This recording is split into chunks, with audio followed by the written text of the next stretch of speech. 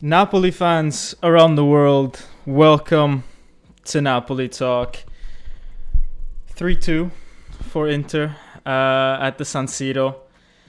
Napoli super close to tying the game 3-3 with two amazing chances in the last few minutes, and it's hard not to start the live by speaking about those things, about those two chances at the very end, because that could have changed the whole course of the game. That could have changed potentially, or that will potentially change the course of the season if those two shots would have gone in. So yeah, I mean, we'll get to that. We'll get to those two chances, but it's hard not to have that on the back of your mind just a few minutes after the game, with Mario Rui and Dries Mertens almost tying that up. Let's see some of the but before, okay, look, I'm gonna start reading some of the comments, right? But please, you guys need to understand the context. There's a lot of people that have maybe just recently started supporting Napoli, or there's a lot of people that have not yet let this defeat sink in, but in the last 16 games that Napoli's played against Inter at the San Siro, we've only won 3 times. In the times when Maradona played for Napoli, in the 7 or so years, they only won once. Historically speaking, Napoli does not go to the San Siro and wins the game. Alright, so I want you guys to have that as a context. I also want you guys to have as context that this is the first loss in 13 games. I also want you guys to have in context that it's still only the 6th goal that we've conceded this entire season. And Inter scored with a penalty, on the counter, and on a corner. They didn't do too much else during the game. So this was not a defeat that Napoli got outplayed. This was not a defeat that we should be hanging our heads in shame. Nor was it a defeat against a stupid team. This is a defeat against an Inter side that is current reigning champions. Alright, so before you guys go and say stupid comments about how bad Napoli is, just save it, because it means you're not thinking straight. Now, could Napoli have done a better job? Yes. Could Osimhen have scored a goal? Yes. Could Insigne have done better? Yes. Could Spalletti have done better substitutions in a more timely manner? Yes. We can always improve. And that's fine. We can talk about those things. We can talk about those specific things, but let's not go overboard with the criticism, because the last time I checked, Napoli is still first in the league, and it's an incredible record what we've done so far. And to only lose 3-2, scoring 2 goals away from home, that could be massive come the end of the season. If we win, let's say 1-0, even 2-1 on the other game that we play against Inter at home, then we've got the home and away advantage if we're ever tied on points. Guys, we are still first. We still got 4 points above Inter. So let's not forget that, all right? So that's just before I read any of the comments, because if I read something that's a little too much, I'm going to get seriously mad, because these players don't deserve it. And guys, this is the point in time of the season after your first loss where it's make or break, right? I mean, we had we had a little dip, and then it's like the stock market, guys. Either this thing's gonna be a falling knife, and then you can't catch a falling knife. Either it's gonna be a falling knife, or it's gonna be a little blip, and then we go back up, right? We don't know, because it's in the future. We don't know, but we've got to be that resistance, right? We've got to be that, oh no, we got to, bump it back up. And a lot of that is to do with how the environment, the Napoli environment, the Napoli fans, the Napoli media, this is part of Napoli media at this point, It's how we react to this, right? If we start criticizing the players unjustly, if we start going too hard on them, Napoli's not going to go back up, all right? We've got to stick behind these players. One loss against the champions away from home, only losing 3-2 with the chance twice to tie the game. It's not the moment right now to overly criticize the players or the coach or just the team in general, okay? So we need to make sure of that because we have this horrible thing where we just go way too hard on these guys, and honestly they don't deserve it because they've been fantastic this year. So anyways, let me start with some of the comments, all right? So Anthony Navarro was saying Napoli and Scudetto shouldn't be in the same sentence. I'm proud of them, but we really need to focus on competitions and mainly top 4 status. Look, Napoli now is 1/3 into the season, 32 points, tied with Milan, 4 ahead of Inter. I think we now have to talk about the Scudetto. This was a Scudetto game. This was a Scudetto, between 2 Scudetto rivals. We have to talk about that because, look, we are miles ahead of the team in 5th spot. So there's no point in talking about the Champions League. If there was 6 teams in and around us, okay, fair enough. We've still got Champions League to worry about. But as I said in my preview of this game, the teams that are below us in 5th spot are just way too far behind. And really, we have to be realistic and we have to realize that this is a title fight. And it goes back to that mentality. We don't want to bring ourselves down too much, but we don't also want to downplay ourselves. We are here to win this year. This is one of the best years that we can do it. We've got 2/3 of the season to go, and we're 4 points ahead of Inter. Let's keep going. Let's put this result behind us and let's keep going. That's the mentality that we need to have. But yeah, it has to be for the Scudetto, guys. Shackman is saying we should have won against Verona. Yeah, I mean, ideally we should have. Blue Line is saying disappointed by the result, but proud of our guys. They tried everything to get the points of the match, but there was bad luck. It will be hard competition for the Scudetto. This opens the door completely with the Scudetto. If it was hard before with Milan, now it's going to be even harder with Inter. But now is when Napoli have to come forward and say, look, we're in the fight. We're gonna go for it, and we're gonna pick ourselves up in the next game. The last thing I want to hear from Spalletti is him talking about getting into the Champions League. No, we have to go in and say, okay, this happened. Let's move on. We're gunning for the title anyways. That will send a really strong message to the whole environment, the fans, the players. That's what I want Spalletti to say.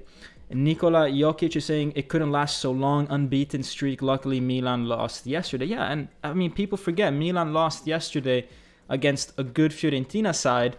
They conceded 4 goals. And I'm not saying that we're much better because we conceded only 3. It's not mathematical like that. But I'm saying it happens.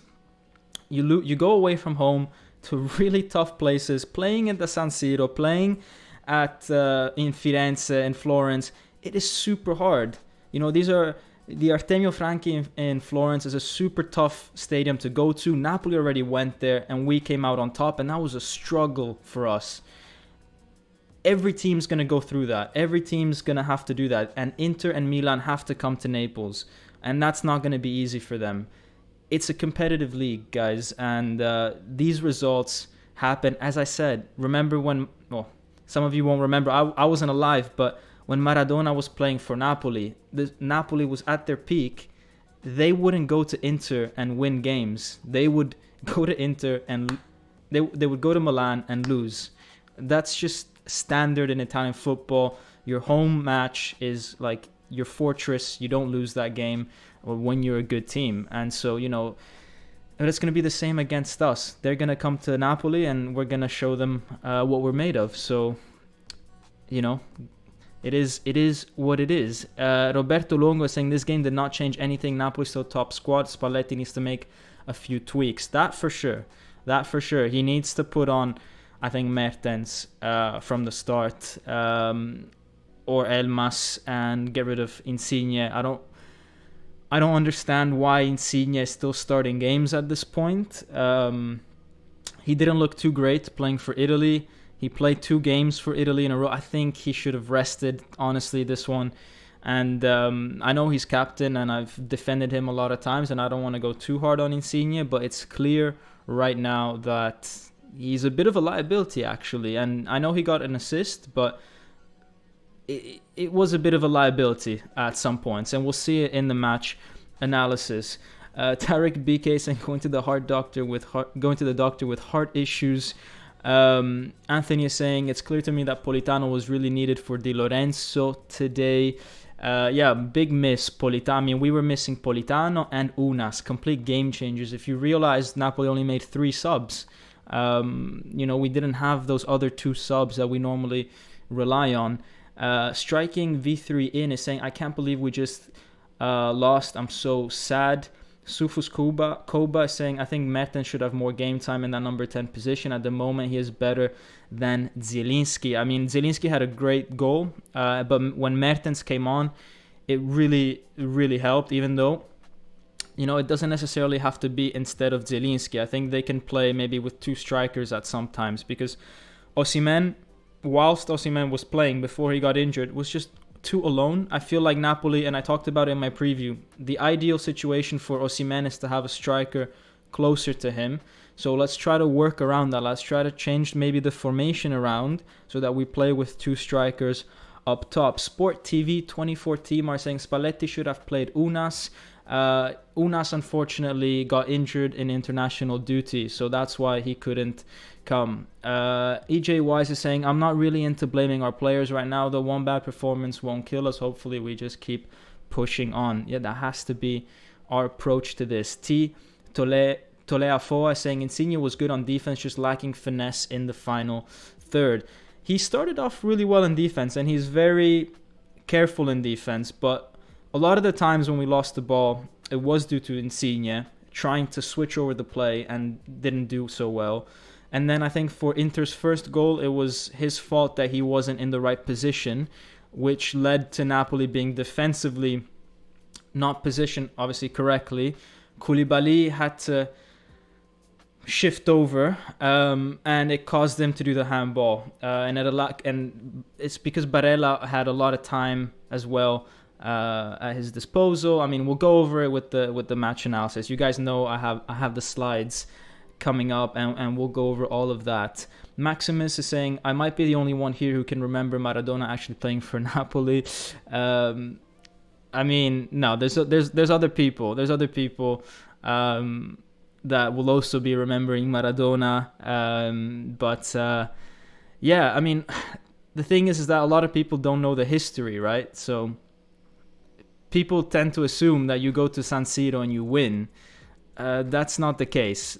But that's not even the case in recent history. As I said, the last 16 games at the San Siro, Napoli's only won 3 times. But it goes both ways as well. The last 16 times that Inter has played in Naples, they've only won twice. So it's very, very clear that when we go to play Inter, Inter tends to win. When Inter goes to Naples, Napoli tends to win. It's just the way that Italian football works with 2 really strong teams. Very difficult places to go and play. So people that thought that this was like a must win or were expecting a win, obviously maybe don't know the history of this fixture.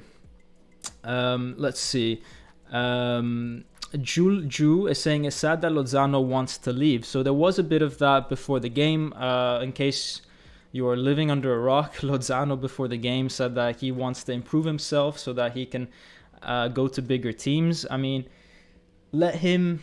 That's fine. You can think that, but then you've got to prove it on the field. If you are constantly scoring goals, constantly assisting, then you know what? You can say whatever you want. But Lozano this year has been mediocre, not bad, not excellent. And so it's a bit ridiculous him coming out with those statements. But he put in a shift today. That's all that really matters for us. He's never going to be, a fan favorite for the most part. Obviously, he's got a lot of fans in the States and a lot of fans in Central America, obviously, because of where he is from. But he hasn't really done enough for other types of fans to feel the love with him. He's always been a bit like, what am I doing here? He even said in an interview last year that in his first year at Napoli, he thought to himself, what am I doing here? These are not the things you should be saying. So, yeah, there's always going to be that bit of a coldness in the relationship between Lozano and a lot of Napoli fans. But then he's also really, really loved by other fans, and it is what it is. I just hope that if he does want to go to a bigger club, then prove it, score the goals, do the assists, and then we're all happy, and you can leave. I think any player, if they want to leave Napoli, go ahead, leave. If you don't want to be here, leave. We've got plenty of other people that want to play for us, so I'm definitely not gonna cry if a player like Lozano leaves. So it's going to be fine. We're going to be fine. There's plenty of similar players around, especially for that sort of money. Napoli was better in the... so Francesco Pinelli is saying Napoli was better in the last 20 minutes. However, against a team as good as Inter, that is simply not enough. They won't allow you to win by playing well for only 1/4 of the game. That's very true, Francesco. And I think that the last 20 minutes was mainly to do with their heart. It was mainly, especially after the Mertens goal, it was a momentum shift that allowed Napoli to play well. It wasn't because of something changed drastically. It was just we scored a really good goal out of nowhere, pretty much, and that changed the momentum. But what I did like about the last 20 minutes, is that it shows that, generally speaking, Napoli is a team that's on form, as in physically they're doing fine. Because if you're a team that is struggling physically, then you don't have those last 20 minutes at that level. Inter, for example, struggled a lot physically in the last 20 minutes. And so maybe, how are they going to cope with the Champions League games coming up, the more intense Serie A games, playing every 3 days now? How are they going to cope? Because their last 20 minutes physically was not to our level. So that's something that maybe should give us a bit of hope for them potentially dropping some points. Let's go to some of the newer comments. Zen Ed is saying Lozano was baited by TV Azteca Media and he took the bait. Yeah, he took the bait, but they need to be better than that, these guys. They're not 20 years old anymore. Lozano's got a family, kids. He's like 26 now. He needs to think harder about that. He needs to think that every word he says is going to be scrutinized. So, yeah, I mean, no excuses there. Let's see. Tito Leofer saying Osimhen is fast and strong. Yeah, Osimhen did a really good... he tried hard, but he was left a bit alone today. And the one chance that he had, he didn't take it. Anthony is saying, I'm just angry because I'm rewatching the Rui. Should have been a goal and the Mertens volley to the moon. Yeah, all of that was incredibly close. 9 times out of 10, they would have both been goals. Somehow... we got that 1 out of 10 situation twice. If my maths is right, that's like a 1 in 100 chance of both of those not being in. So it's incredible. Luigi Della Vecchia saying, Ciao Domenico, the only thing I'm not happy about this game is the result. I'm happy of the way Napoli played, and Mertens scoring that type of goal makes me very confident he's back. That's also true. Mertens back. I mean, he has... been back now for 5-6 games coming off the bench. He's performed in like 4 or 5 of those. Maybe there's only one game that he didn't play so well. We need this Mertens. We need it, especially when Osimhen goes to the African Cup of Nations in not too long from now. So let's make sure that we get some more minutes out of him, because he's the one player right now that I think has a bit of spark to him. and we've got to ignite it. We've got to ignite that fire. We've got to make it burn stronger, more potent than it is right now. We got to get him minutes on the field, and we got to feed him the ball. We got to give the ball to Mertens' feet, let him create, because right now he is creative. He did an amazing goal today, and he was excellent in the Europa League game against Legia for the 20 minutes that he came on. So give Mertens more of the ball, and we should be playing better. Hussein is saying our build-up is slow and predictable. Anguissa still doesn't know how good he is. Yeah, the build-up play today I didn't like. So that's the thing. I don't think we played that well.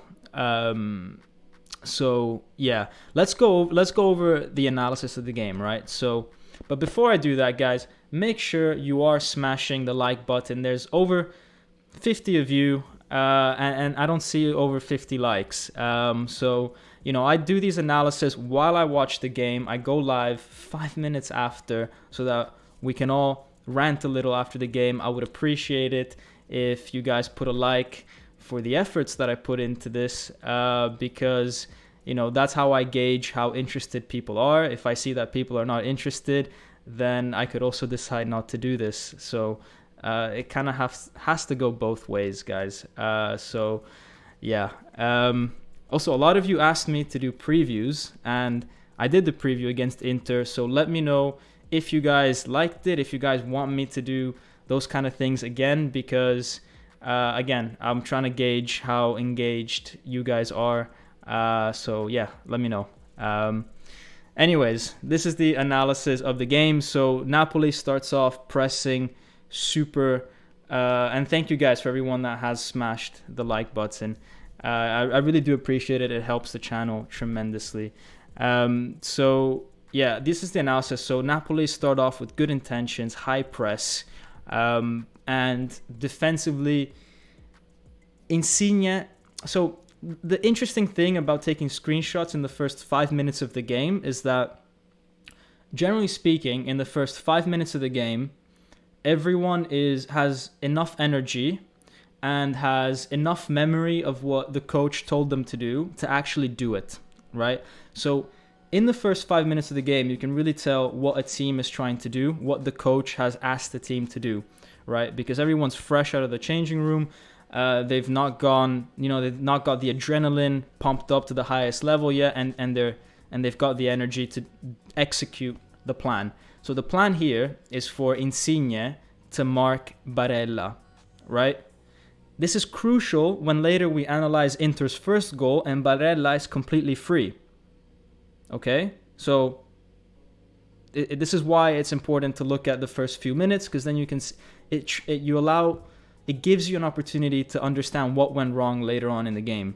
So Insigne is supposed to be marking Barella, right? And you can see here that Insigne is keeping an eye out for Barella. Zielinski is the guy on Brozovic, and then you have Anguissa and Fabian, who are meant to be on Çalhanoğlu and on Correa if Correa drops back. So right now, if Correa drops back, then you've got Fabian that would go pick him up, right?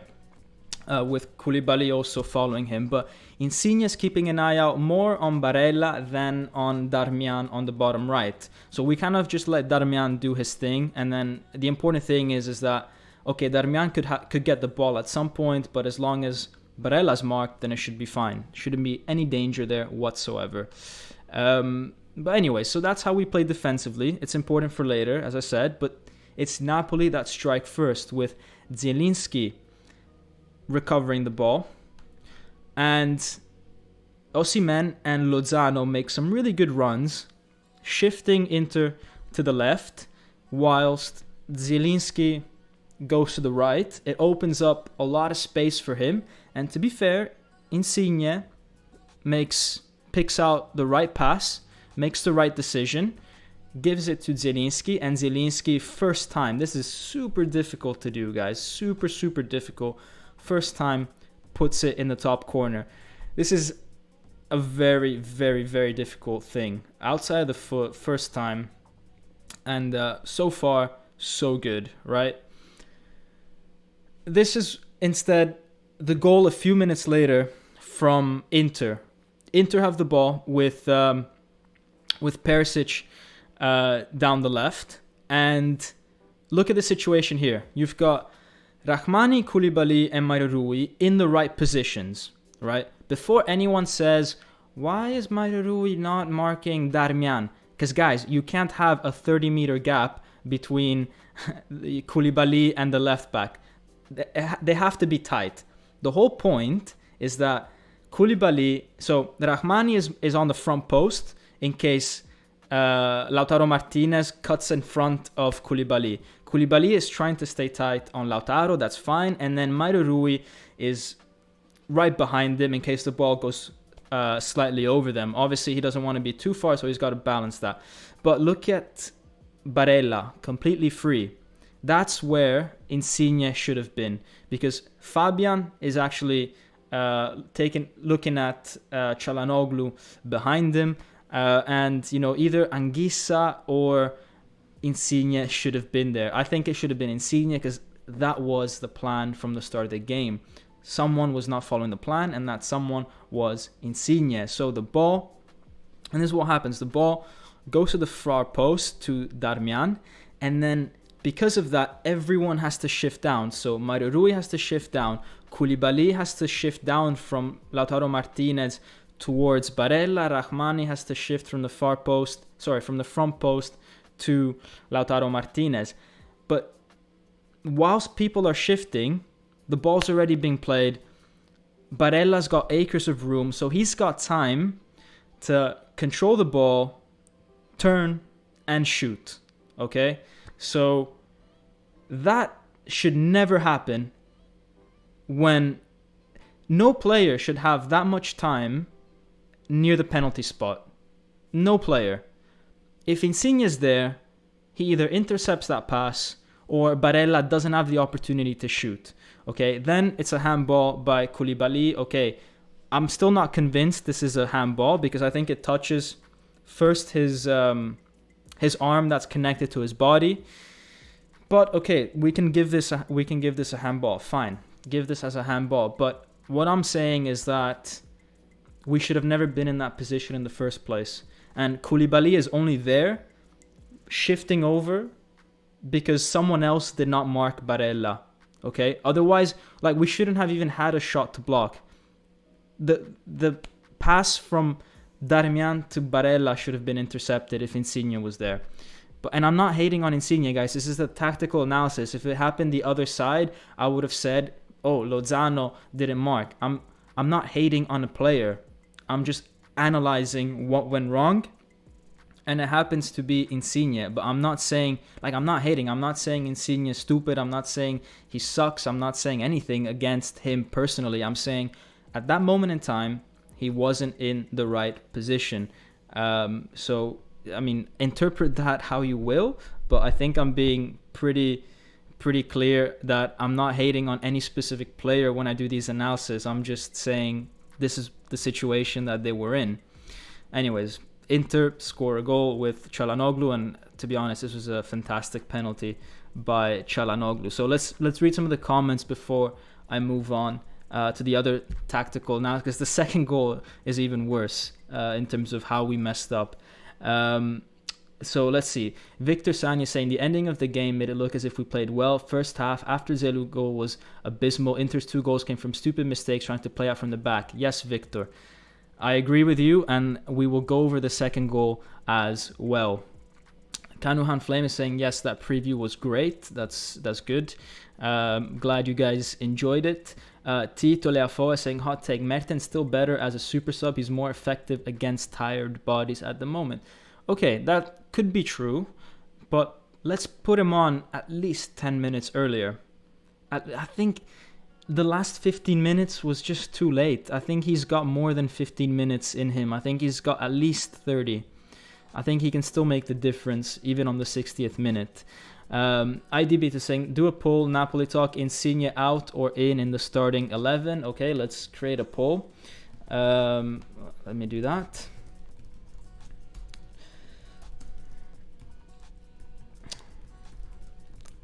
It sounds like I'm coding. Instead, I'm just writing a poll. So, okay, this poll is going to go live now. So, should Insigne take a break in the next game? And I think now you guys can vote on the poll, and we'll talk about it at the end of the video. Striking V3 in is saying Insigne should leave, in my opinion. Look, I don't think he should leave. I think once he sorts out his contract stuff, it's going to be fine, and I think he should sort it out, and I think that they will sort it out. And I'm not... Guys, this poll is meant to be at this moment in time for the next game. What should we do? It's not forever. It's based on people's form at the moment. What would you do? Based on his form at the moment, where he's got 0 goals in 13 games, apart from the ones in penalties, I don't think our left wing is as prolific as a top side should be. Every other top side in Europe, if they're first in the table, their strikers are firing. Whether it's the central, the wing, the right. But right now, we've got Osimhen that hasn't scored in 5 games. We've got Insigne that hasn't scored in 13 in Serie A, outside of penalties. And Lozano and Politano also can't seem to find the net. So something needs to change. All right? We can't take off Osimhen because... if anything, he's the only one that looks likely that he's going to score. And our subs after him are, not to the level, Petagna. But I think maybe we can take off Insigne and play a different formation and play with Mertens and Osimhen closer. Up to Spalletti to figure that out. But something's not right at the moment. Yeah, and again, it's not hate on Insigne. I love Insigne. Guys, I made a 20-minute video on Insigne like a month ago, praising him. So it's not like I hate him. It's about, in this moment, he's not delivering, and we got to talk about it. So, yeah, let's... But again, you guys can disagree. So Payman Dadgar saying, disagree on Insigne. He has class. He created a lot. He always struggles at times. Osimhen is a bigger worry. Petagna played better today. Petagna did not... Come on. Come on, man. Petagna didn't play better today. But look, Insigne is class. He is, generally speaking. But if you haven't scored in 13 games, apart from penalties, in the Serie A, maybe you should sit out, and maybe we should, for the sake of the team, try out a different approach. Dom Di Napoli, ciao Dom, last 2 games we played, Mr. made subs too late. Our subs cannot create enough opportunities in 10-15 minutes. That's true. Spalletti started the season making earlier substitutions and more brave substitutions, even changing people at halftime. He did that once or twice. Now we're seeing a different Spalletti, a more scared maybe, scared to make big decisions. And I think we need some big decisions. Daniel Bowen with a very good suggestion saying Lozano at left wing. Maybe we need that. Maybe we need Lozano at left wing for a bit instead of Insigne. See how that is with Lozano in his natural position. And yeah, I mean, again, I think the solution is having Mertens play with Osimhen.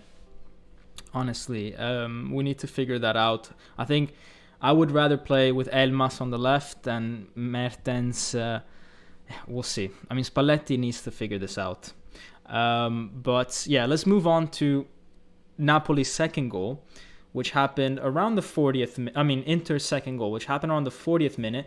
But again, I want to cast your mind back to the start of the game, around, maybe the first 10-15 minutes, to see how this was a build-up. Because so often we analyze a goal and we just analyze those 5 seconds around the goal and there's no context. But what I'm trying to show you guys, what I'm trying to do in this channel is show you guys that football is something that is not random.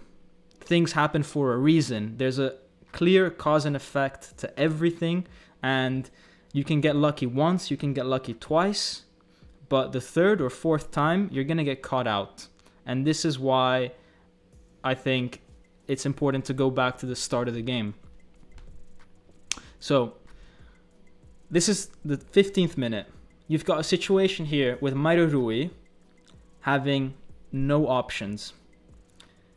He can't give the ball to Koulibaly because he's going to be under pressure from Lautaro Martinez. He can't give the ball to Fabian or to Anguissa because they're pretty much marked by the Inter midfielders. He can't give it to Rahmani because he's marked by Correa, and he can't give it to Insigne because not only is Insigne quite far away, but then he's going to be facing, back to goal. If he loses the ball, there's not much that he can do. I mean, maybe one of the things that Insigne could have done is get closer and then first time pass to Fabian. But instead, Mauro Rui decides that these are not good options, and he sends it long to Di Lorenzo. And I found that quite strange because rule number 1 in football is don't make a cross-field pass over the penalty box, because if you get the height wrong, it goes straight to like an Inter player, right? Or one of the midfielders can come in and intercept it. So I found this quite strange, and I said, okay, let's see if this continues. This is 41st minute. We're getting close to the goal now, right? And we've got, again, a situation where Insigne now has the ball. The ball's given to him by Mauro Rui, and he's got no options. Zielinski's marked, Fabian's marked, Anguissa's marked. Mauro Rui is not marked, but Mauro Rui just gave Insigne the ball, and if Insigne gives it back to Mauro Rui, then he's going to be under incredible pressure from Barella and Darmian. And Insigne smartly does not give it to Mauro Rui. So the only option for Insigne at the moment is to attempt a cross-field pass. And what he's trying to do here is that he's trying to give it to Di Lorenzo again. But like I said before, when you attempt these things, it can go wrong, especially when you're under pressure.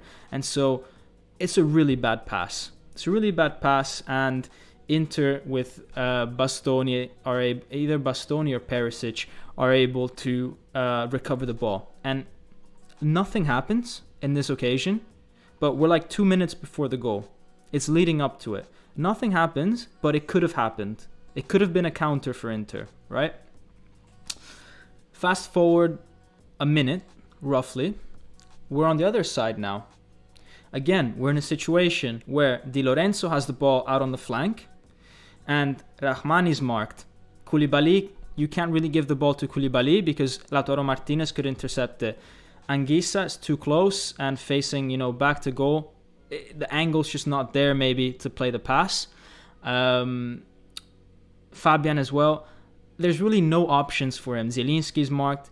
The only option at the moment is a super long ball towards Insigne. There is literally no one in the middle between him and Insigne that could collect the ball.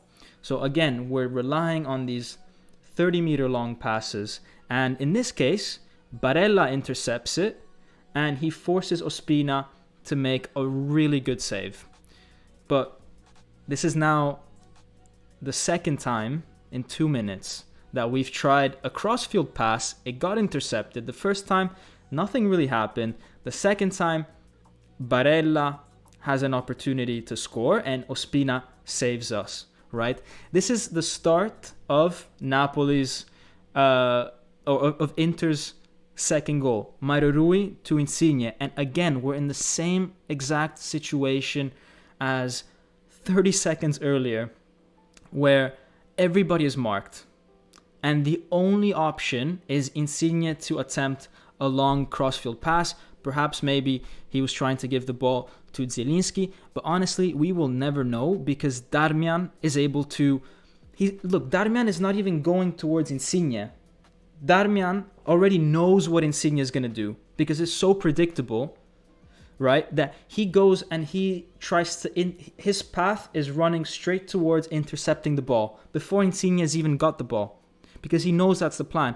If Insigne was smarter here, he would have faked the pass, and then with his heel, he would have dragged it along the line, and he would have sent Darmian to get some hot dogs.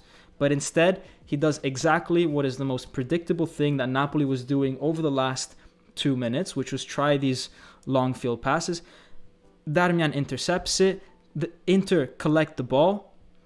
Barella passes it to Correa. and Correa takes a shot and it goes for a corner, right? And it's from this corner that Inter score. And this is a crazy goal. I've never seen a header scored from that position, but that's not the point of this analysis. I mean, I don't know what Zielinski is doing. I guess he got out of the front post to try. He thought he had a chance to beat Perisic to the ball, but that's not the point of the point of the analysis is how we were succumbing to Inter in the last five or so minutes of that first half, with absolutely zero gameplay, zero ideas how to get out of how to play out from the back. And we got lucky once, we got lucky twice, and the third time off the corner we didn't get lucky. Okay, so yeah, I hope you guys liked that analysis. If you did, smash the like button, even though Inter scored. But it's these things, guys. This is what I'm trying to, have football fans understand, that football is more of a science than random. If you're a betting man, you would have said Inter's going to have the next goal, because it's just the way that the game was going at that point. Raptor Will with the $4.99 donation and a super cute dog thingy GIF sticker. Thank you so much for supporting the channel, for the donation. It really helps, guys. So yeah, thank you, and thanks for the support. It's great morally, especially after Napoli lose. I know it must be hard to it's hard to digest a defeat, but yeah, thanks for generosity. Daniel Bone is saying Pitagna is only 80th minute sub. Yeah, he struggled today playing more than that because of Osimhen's injury. Let's see some more comments. ID Eats is saying, so quick to judge. Everyone here knows Insigne is the heart and soul of Napoli, but sometimes leaders need to step aside, and I think Insigne needs a break right now. Oof. ID, I couldn't have said it better myself. That sometimes leaders need to step aside when it's the benefit of the team, and it's just temporary. Just for a few games, maybe even just one game. Just step aside. Let's see if we get a better result, and for him to just refocus, maybe sort out his contract, because I think that also is influencing him a little bit. Pranav Jain is saying Insigne has class at times, but he often has ego issues and becomes selfish at times. There are some matches where he just doesn't want to pass and misses like 30 chances. Yeah, I mean, it's not like today he didn't want to pass, and he's lost. When he was younger, even up to last year, he used to always shoot a lot. We would have like 5 Insigne shots per game. It's a bit less this year. It's just that his output in general has not been as great. Maybe he should shoot more. Maybe that's what we're missing. I don't know. Paymar Dagar saying Spalletti has become conservative. I agree with that. I think we've realized we are very solid defensively, and we've tried, I think, too hard to reinforce that. It's like people that realize, oh, I'm super good at math. I'm just gonna do math all the time, and these high grades are gonna get me through, school. And it's like, then you realize that you gotta study English as well, and then you're like, oh man, I didn't study that. And you just hope that your average is good enough because of that one thing that you're good at. We got to do both. We got to obviously play to our strength, but then we've got to, be good at all round. Lorenzo Moore 14 is saying, what about playing 4-3-1-2 or 3-4-2-1? 3-man defense, we've not really got the players for it. It's something that historically Napoli has never played. It's always difficult when you've got players like Koulibaly, who've played 7-8 years 4 at the back, and he's one of the best defenders. And Napoli have been so good defensively. Why would you change the defense around? I think let's keep the 4 at the back. I don't think that's the problem. But then from the midfield onwards, we've got to support Osimhen a bit more. So maybe we could play a 4-3-1-2. So get rid of our basically wide players and play Elmas and Zielinski, or Elmas and Mertens, or Mertens and Zielinski right behind Osimhen, and just get rid of Insigne, get rid of Politano, get rid of Lozano for a few games. They haven't been putting in the numbers anyways, and let's try with that triangle of, as I said, Osimhen, Mertens, and Zielinski, or Elmas if you prefer, because out wide we haven't been effective anyways. I mean, I personally would try that, for example, but Spalletti will know. Jesse Comito Gianni is saying, curious to see what your breakdown will be about the corner marking. Your analysis so far leading to corner is spot on. Look, the corner marking, to be honest, I haven't had a chance to like properly study it, because as you know, guys, I do these things pretty much live. And I don't have any like fancy equipment. Like, this is literally like as it happens. I have to analyze it, and I can't really go back on the footage at all. So I haven't had a chance to look into it too much, but it's just one of those crazy goals where it's hard to blame Napoli, because it's one of those where not even 9 times out of 10, but 99 times out of 10, you don't concede a goal from where Perisic is. So it's difficult to be harsh on Napoli for this. I won't be harsh on them for this. It's more about leading up to the goal, how we were so sloppy. But anyways, and this is what happened. In case anyone missed it, Perisic somehow, he's not even in the frame, got his header to go in. And there's very little Ospina could have done about that. As I said, it's a 1 in 100 occasion. We did have one good chance in the first half, which was Lozano doing his bit over Perisic. I thought Lozano today was good. Between him and Insigne, Lozano was the better player, and he had a better game today than previous games, to be fair to him. Defensively, he didn't suffer, which was good, and going forward, he was dribbling past a lot of different players, so I'm happy with Lozano's performance. It's not his best ever game, because as I said, when you don't assist and you don't score a goal, you can't score above a certain level unless you're constantly providing opportunities. But he did provide one really good one for Osimhen when he got past Perisic, crossed the ball in, and Osimhen went a bit wide with his header, and that's really the only opportunity that Osimhen had all game. And as I said, he didn't get enough service. IDB to saying Napoli talk 2K soon, 140 subs to go, you guys are saying? Okay, I'm not really keeping track. So you guys let me know when I hit 2,000, and we'll have a bit of a party. So yeah. But as I said, I'm not keeping track. It's one of those things where if I keep track, then I will actually just drive myself crazy. And yeah, I mean, you guys think it's always like up and up and up, but sometimes, every once in a while I do check, and then I realize that actually like one person has maybe unsubscribed, or 2 people, and I'm like, man. So you just end up not checking constantly. You check maybe like once every 2 weeks and see the general trend, because if I were to check every day, it kind of oscillates. So yeah, but as I said, I'm not really doing it for the subscribers or anything. It's more just for ranting after the games and talking about Napoli. Lawrence Moore with the £1.79. That's very random number, 179. I wonder if that was a conversion from euro or something. But thank you for the £1.79. That is very appreciated. Bad display, but let's go and beat Spartak and Lazio. Yes, let's go ahead and forget about this result.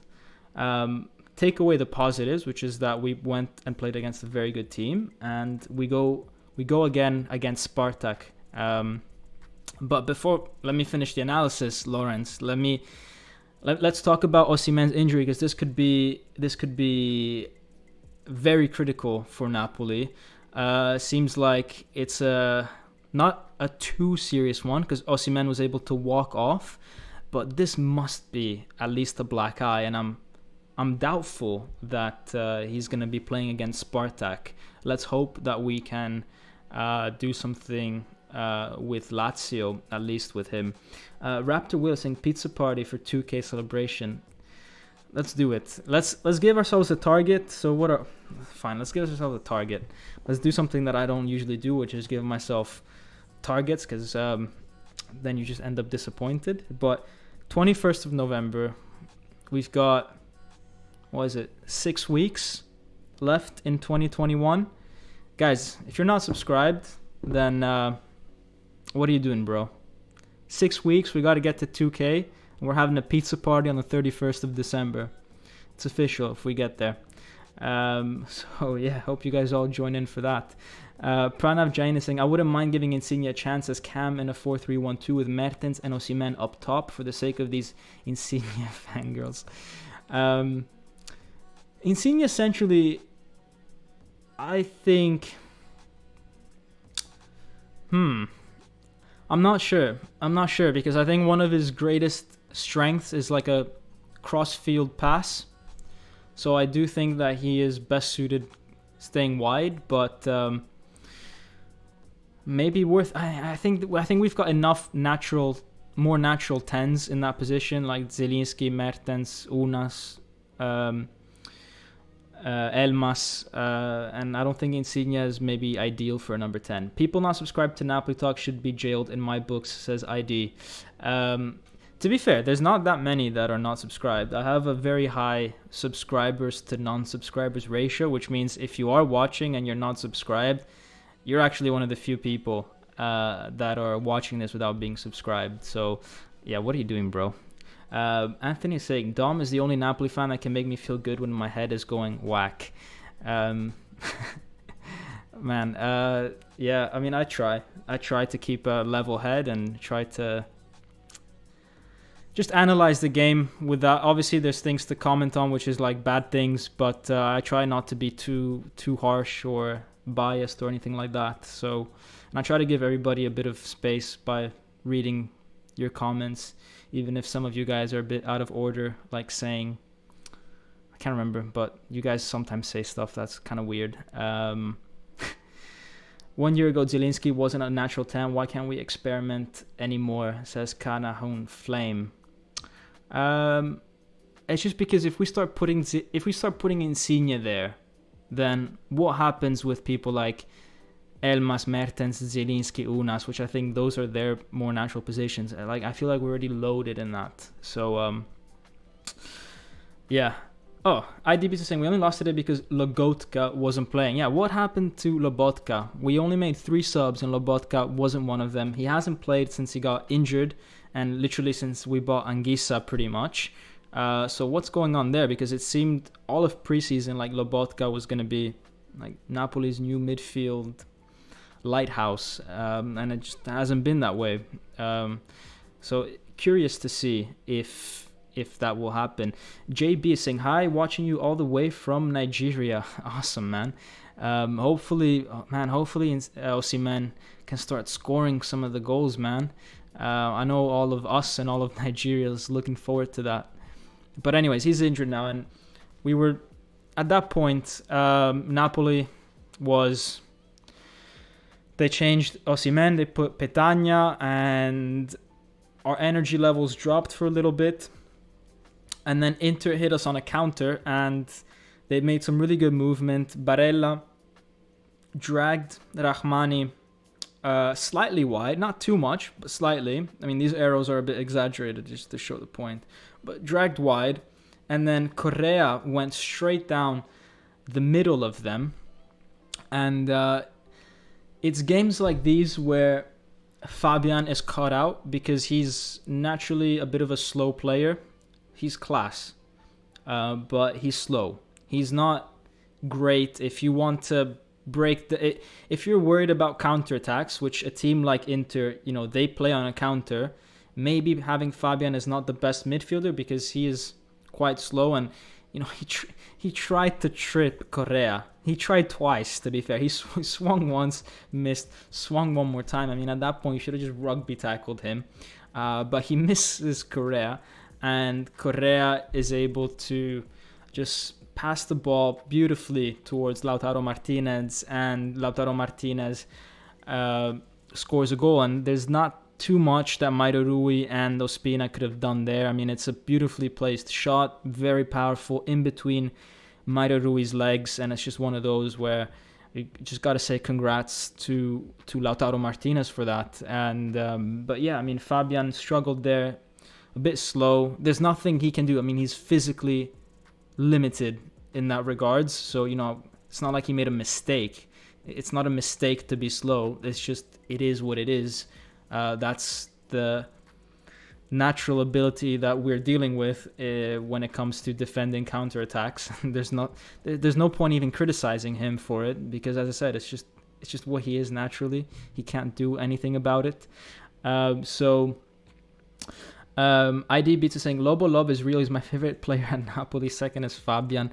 ID, I want to know what in the world made you choose Lobo as your favorite Napoli player. See, these are the weird takes that I'm talking about, and I think they deserve a whole video on just some of the things I have to read. The funny thing is that a lot of the things that I have to read are not even things that you guys put on the chat. It's a lot of the things that you guys send me DMs on Twitter or on Instagram. You guys say some wild things, and those are the funniest, because they're things that you're not gonna go public with them. It's like your deepest, darkest hot takes, and I'm lucky enough that I get to read them. But yeah, it's interesting what you guys have to say at times. But I love you guys. And that's what makes it fun. Blue Line is saying Rahmani and Koulibaly didn't want a second yellow card, and that caused Inter's third goal. You think? I'm trying to figure out where they could have gotten a yellow card here. But this is Inter's third goal, and I don't see Rahmani or Koulibaly potentially affecting this too much. I mean, I think Koulibaly steps out at the right moment, and I just think Inter did a good goal, honestly. Like, this one, there's nothing to say about how we messed up. I think we were placed fine. I could be wrong, but for me, I just think this is a good goal, and it just starts with Fabian being a bit slow, and that's just a shame, but it is what it is. We can't do anything about that. So yeah, but let's go on to Napoli's second goal. Now we're in the last moments of the game with Napoli. We brought on Elmas, we brought on Mertens, and what I really like about this top angle, this top view, and I wish I had access to a bird's eye view of the entire game, because it would make my analysis so much easier having this shot throughout the whole game, but I don't. But I had it for this goal, and it's just so nice to see how it's so clear how high Koulibaly comes up to recover the ball.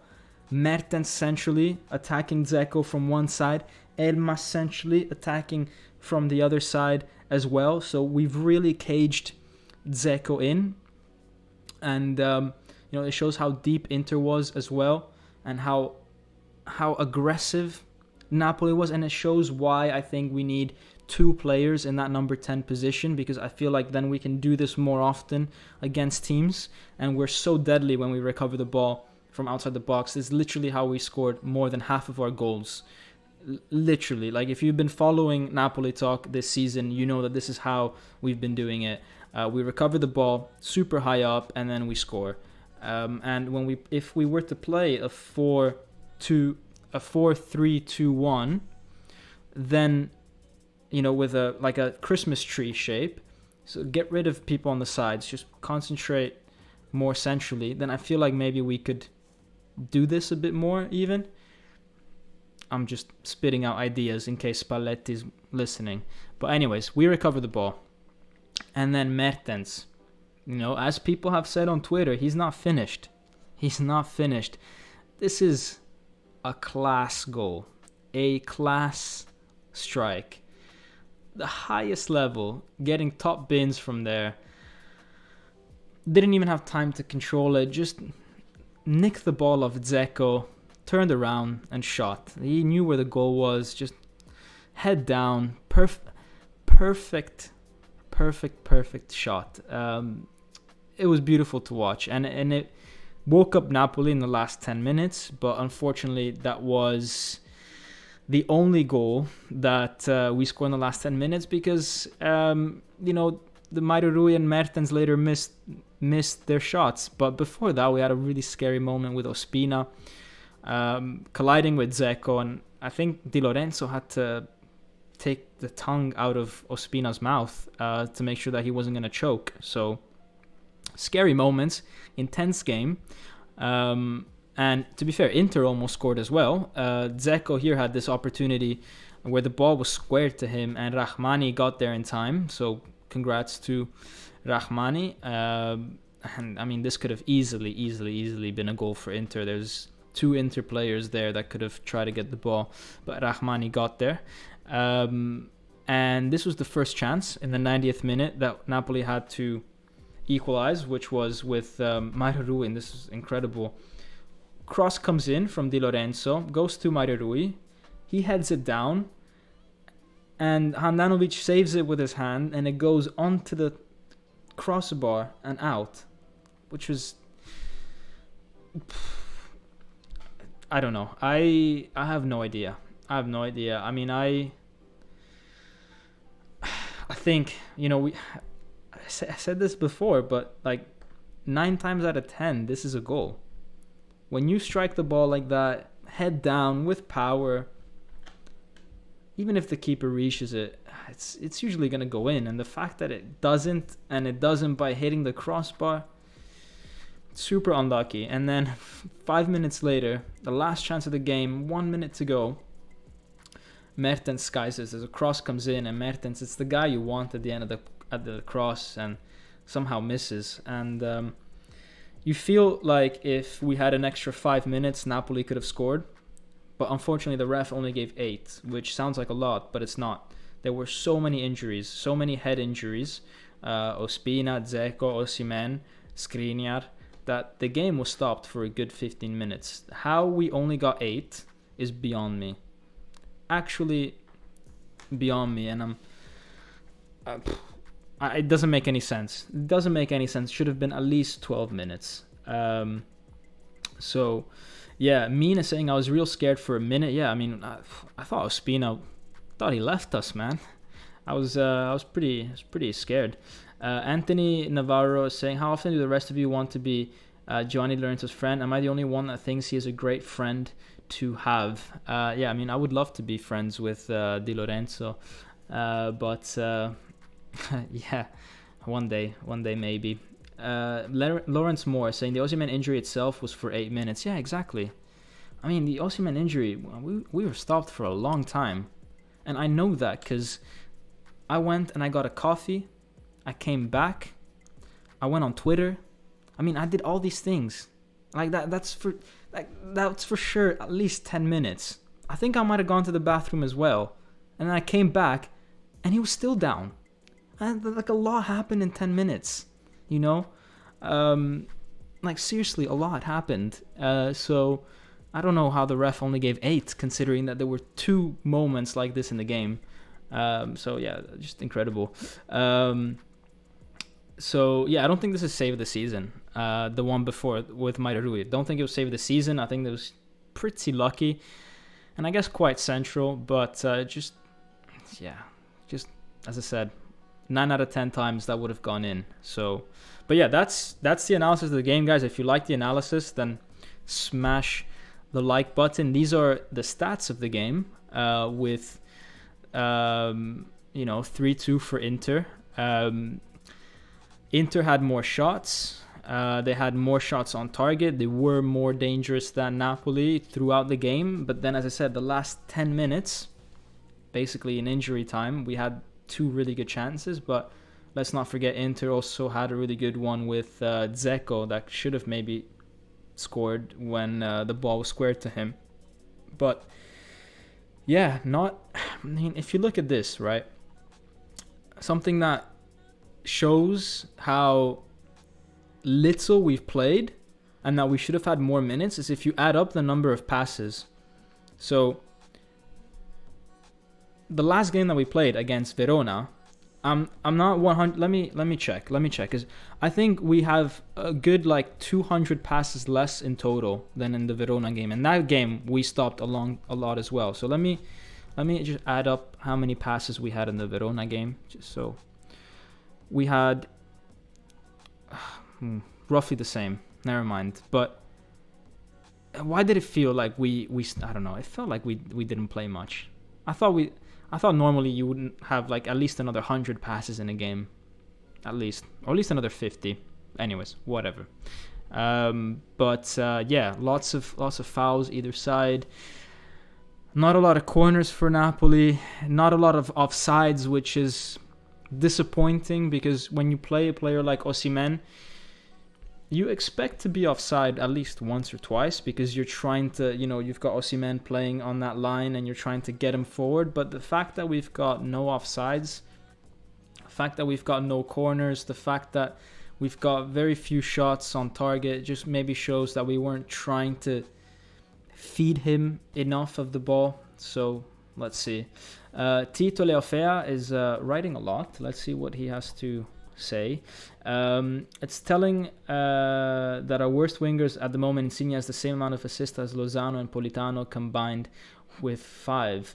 Why do you have to reach to Mertens to stretch all the way to 4 seasons? Mertens is my guy and a Napoli legend. That's unfair. You act like him having more assists makes Insigne's input obsolete. Fake Napoli fan.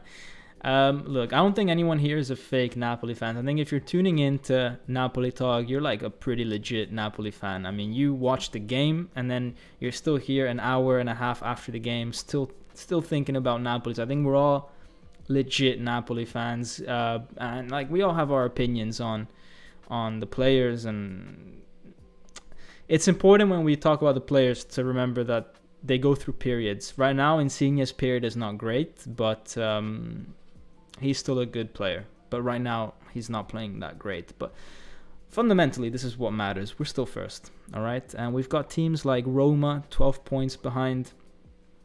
Juve, 11 points behind.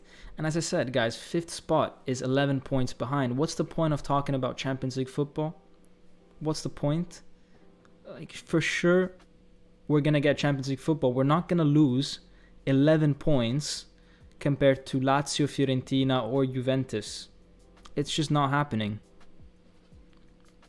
Because we would have to screw up 4 games for them, and they would have to then match us on everything else. And if there's anything these teams have shown, it's that they don't have that sort of consistency.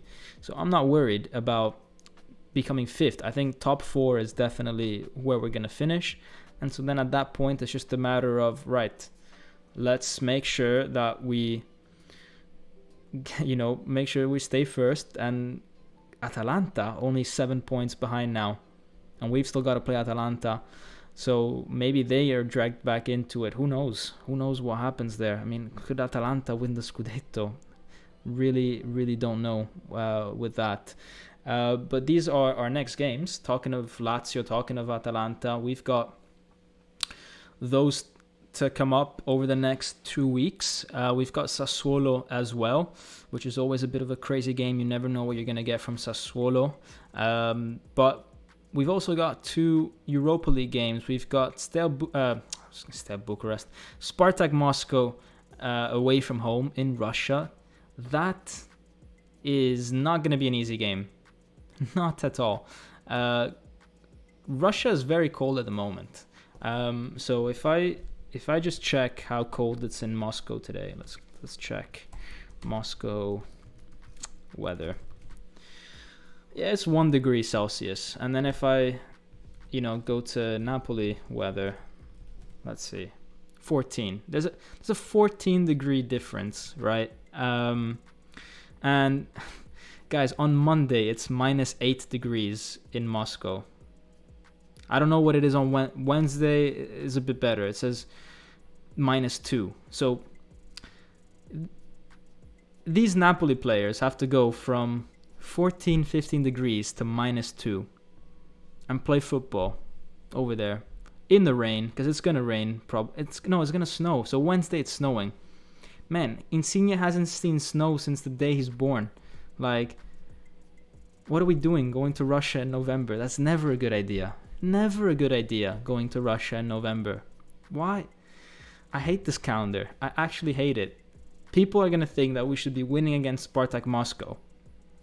If we win, that is a tremendous result, actually, because stuff like that matters, man. Like, stuff like weather, people don't talk about it, but when it's that extreme, it matters. And for all you living in America that don't know what like 1 degree is in Celsius, it's cold. It's cold, okay? Do the conversion yourself, I guess. But yeah, it's not something that we should take for granted that we're going to go there and win. I hope we do, because then it means that we can face Leicester City with a bit more tranquility, that we've already qualified based on, whatever results come up. Rafael Aguilera is saying tough schedule. Yeah, exactly. Anthony Navarro saying, I really think inter-napoli home fixture is a must-win regardless of how the table looks. But then what do you think? Yeah, I mean, all our home games are must-wins. If you want to win a Scudetto, you must win your home games against the title rivals. Regardless if we're 3 points behind, 3 points ahead, it doesn't matter.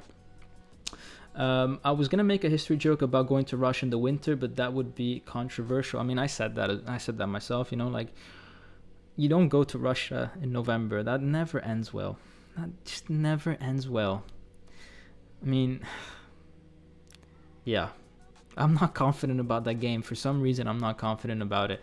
But I am looking forward to Spartak Moscow's meme account. Their official Twitter account, which is basically a meme account.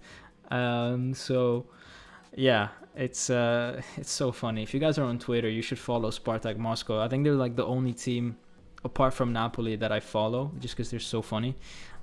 So, yeah. They're quite good. They're quite good. And now let's go to Spalletti's press conference, guys. The last bit of the show. Let's see what the coach had to say about this. Let's see. He spoke to the zone and to the press, but also Zielinski. So let's maybe start with Zielinski because it was quick. And he's saying how he's doing better game after game. Oh, I didn't do the match ratings. One sec. Here are the match ratings, guys. The thing that you guys love the most, which is like the match ratings, it's here. So I think we had a decent game. Not good, not bad, because as I said, we lost. We conceded 3 goals. Our build-up play wasn't great. But at the same time, we scored 2 really good goals with Zielinski and Mertens, which is why they get the highest ratings. We created chances at the end. The team physically looked strong in the last 20 minutes. Ospina had some good saves. Mauro Rui contributed in attack where he could, getting himself in dangerous positions. I didn't like Petagna. I thought he came on and didn't contribute very much. I didn't like Insigne. I thought the first goal was partially his fault. I thought, okay, he did assist, but I thought he was missing, and he's the most valuable player on the team. As the captain, as someone who's incredibly talented. And yet again, we play against Inter, and Insigne doesn't turn up. I don't think Insigne has ever scored against Inter away from home. And this is his 10th season now. And again, I'm not saying I hate Insigne. I'm not saying it's a statistic. I'm just saying a stat. It doesn't make me hate him or love him anymore. It's just a stat, which I think is true. If it's not true, then it's not a stat. But I think you guys get what I'm trying to say. Insigne doesn't score much against Inter away from home. He's never decisive. It feels like he struggles sometimes playing against Inter there. I don't know if it's got anything to do with if it's an omen for the future, but Yeah, you would expect your captain to be more decisive in games like these. It could have really, really, really changed Napoli's season winning this game. And I just expected a different performance from him, a bit more fire. And that was missing a little bit from Insigne. So, yeah, and I think, as I said, he was kind of the culprit for the first goal, kind of the culprit for the second, because he gave the ball away for the corner. So, it is what it is. Di Lorenzo should be 5.5 or a 5, says Pranav and Rafael. Why do you guys think Di Lorenzo should be a 5? Did he have that bad of a game? I didn't see that bad of a game, to be honest. None of the goals came because of Di Lorenzo, so why should he get less than a 6? I don't think any one of his mistakes led to the reason why Napoli didn't win. But yeah, I guess you could say that for Petagna as well. So maybe Petagna deserves a 6 as well. Who knows? It's just what my heart felt at the moment. Mertens 6.5 with a goal, Insigne 5.5 with an assist. I don't know about that. I mean, I explained Insigne. The assist didn't really do much, man. Like, Zielinski did all the work. Zielinski recovered the ball, gave it to Insigne, and then Insigne gave a fairly simple pass to Zielinski, whilst Lozano and Osimhen did all the work in shifting Inter's defense. If we're going to reward players of that talent for making a pass, a simple pass, then maybe I need to reevaluate how I do these ratings, because there was nothing special in it. And again, I'm not hating on Insigne, but like, we need to also stop saying, oh, he scored a goal, so he did great, or oh, he did this. So football's not just about stats. I mean, this isn't fantasy football, by the way. This isn't like the score that you would get in fantasy football. If it was fantasy football, then yeah, you get an assist, your score is great. I'm talking more about performance. I'm not a robot that analyzes the stats and is, oh, assist equals 6.5, goal equals 6.7. No, we don't do that here. This is based off 90 minutes, how you are on the field, how you are in terms of personality, how you are in terms of link-up play that is otherwise not spotted when you have fantasy football ratings. So I consider those things as well, which is why it might not correlate exactly to maybe something that you see on whoscored.com, because they literally just take random stats without considering the actual true performance. They could have a player that played horribly, didn't touch the ball once, and then someone shoots, it ricochets off his chest, it goes in, and they're gonna award him a 7. For what? For being a lamppost, and the ball just bounced off of you. You get a 7. So that's why I never look at whoscored.com or any of these things for player ratings. It just doesn't make sense to me. But yeah, I mean, look, we're okay to disagree, and maybe it is a bit harsh. Maybe it is. John Ware saying Dilo didn't track back real hard on Lautaro's goal. On Lautaro's goal, it was scored on Napoli's left-hand side, so that was Mauro Rui.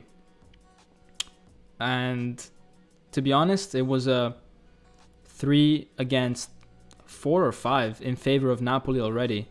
We had Lautaro, Barella, and Correa charging forward. We had Mauro Rui, Koulibaly, Rahmani in position at the back, and Fabian and Anguissa chasing after Correa. And I don't know if it would have made that much of a difference with Di Lorenzo there. I mean, obviously it's one more player, so yes, but I don't think that was the real reason why we conceded a goal. It's very rare to concede a counter attack and you have 4 of your defenders in position. It's almost like it's not really a counter attack at that point, because the way that we play football is that when you attack, you are bringing at least one of your fullbacks forward. So whether that's Mairui or Di Lorenzo. So naturally, then when you lose the ball, you're not going to have one of them forward. The problem is when they're both forward, and then it's like a 3v2 or 2v2. But, I mean, Napoli was in position defensively, so I'm not... Again, I talked about the third goal. I don't see anything wrong with Napoli's positioning. It was just unlucky that Fabian was matched up against Correa, who's much faster and has a better acceleration. So, yeah. Brian Wood is saying, so ask yourself, what rating would he get if Napoli tie 3-3? Would it still be 5.5 for who? For Insigne? Yeah, because he wasn't on the field at that point. Insigne, I put his rating when he left the field. So for me, that's when his game ends. So yeah, I mean, I still think he had a bad game. He was pretty much inexistent, and the few times that he was supposed to be there, he wasn't there. And okay, yeah, he had an assist. That's great. I think all the players on the field could have done that assist. There was nothing special in it, but maybe I don't know. Maybe today I'm being hard on Insigne. Maybe today I'm being hard. Spalletti, I'm putting a bad thing, 5.5, because the changes were strange.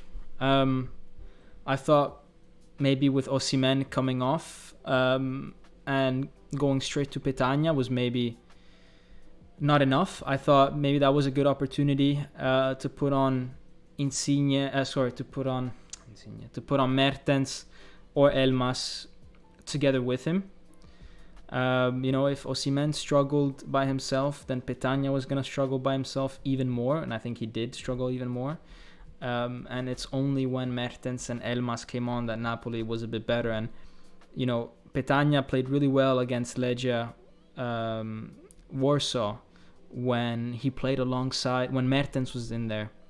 So I think it would have been nice to see Spalletti recognize that pattern and say, okay, I have to bring on Petagna. Let me also bring on Mertens. And at that point, it was already the 60th minute or whatever. So we were losing 2-1 at that point. So why not? Why not do that? Too little, too late from Spalletti. And as I said, not a lot of great build-up play that went into the Napoli game. And I said it in my preview. What I wanted to see today was nice football.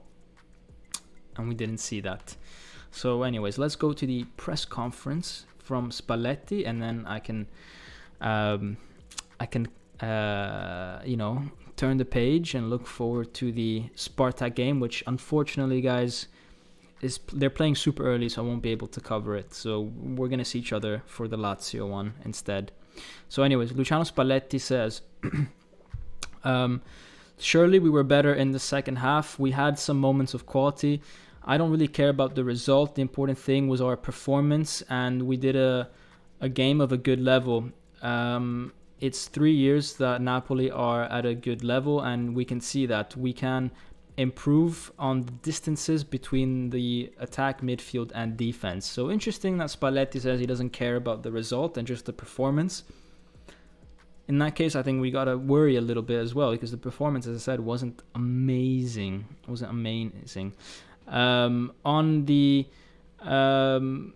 They basically ask him why he started Lozano and not Elmas from the start, and he says, we're talking about two very different roles and characters.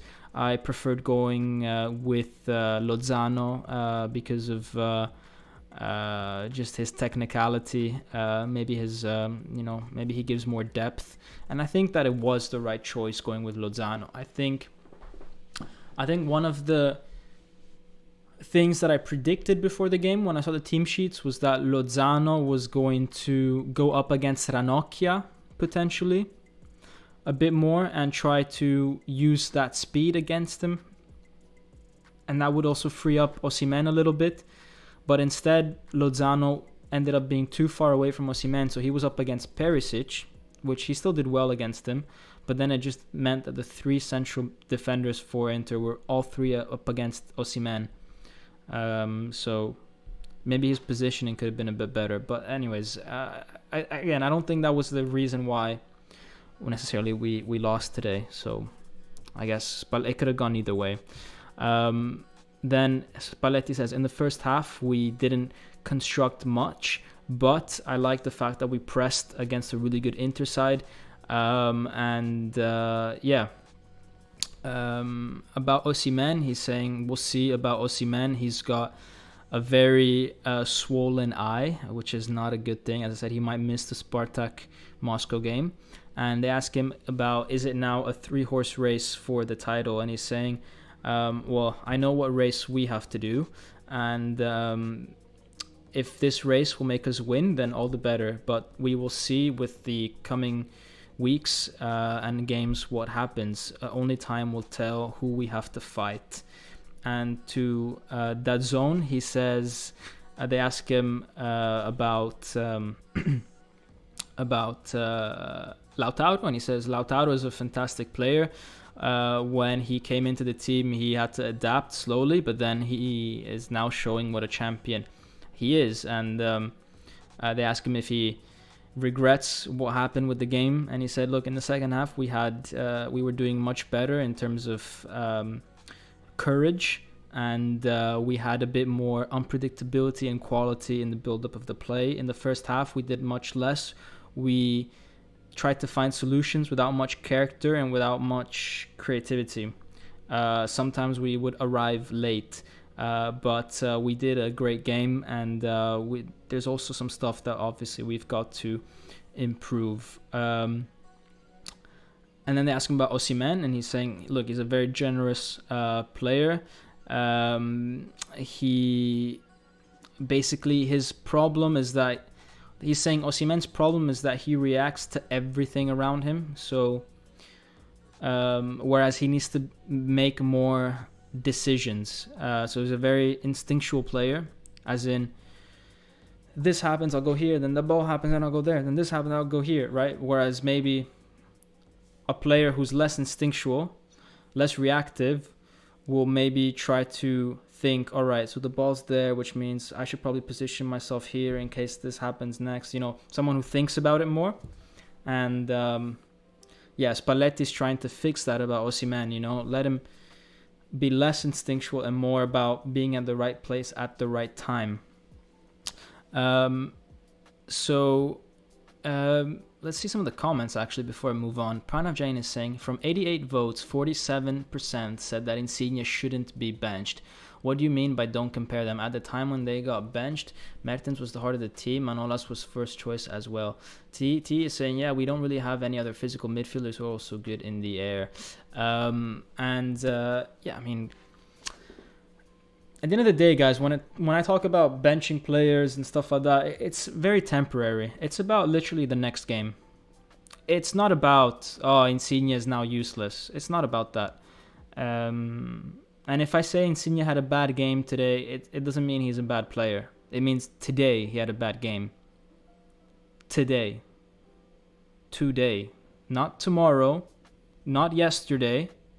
Not next week. Today. And I think a lot of people don't understand that concept of today. You know, you lived, however old you are, you've lived that many todays, and you still don't understand the concept of today. And yeah, it's almost frustrating. Like when you have to talk about football and you say today someone didn't play well, and people are like, oh, you hate Insigne. What? No, I don't. I love Insigne, but today he wasn't good, and potentially tomorrow he should be on the bench. That doesn't mean forever. That doesn't mean for the next 12 games. It means for the next one only, and then we'll see, because things change very fast in football. And who knows, maybe he doesn't go on the bench, maybe he scores 5 goals in the next game, and then we're talking about, Insigne's back. So, but yeah, I mean, that's football, right? But yeah, you guys shouldn't extrapolate. Even when you guys speak to each other, you shouldn't extrapolate. I mean, people are talking in the moment now, generally. Anyways, talking about Osimhen, Spalletti was saying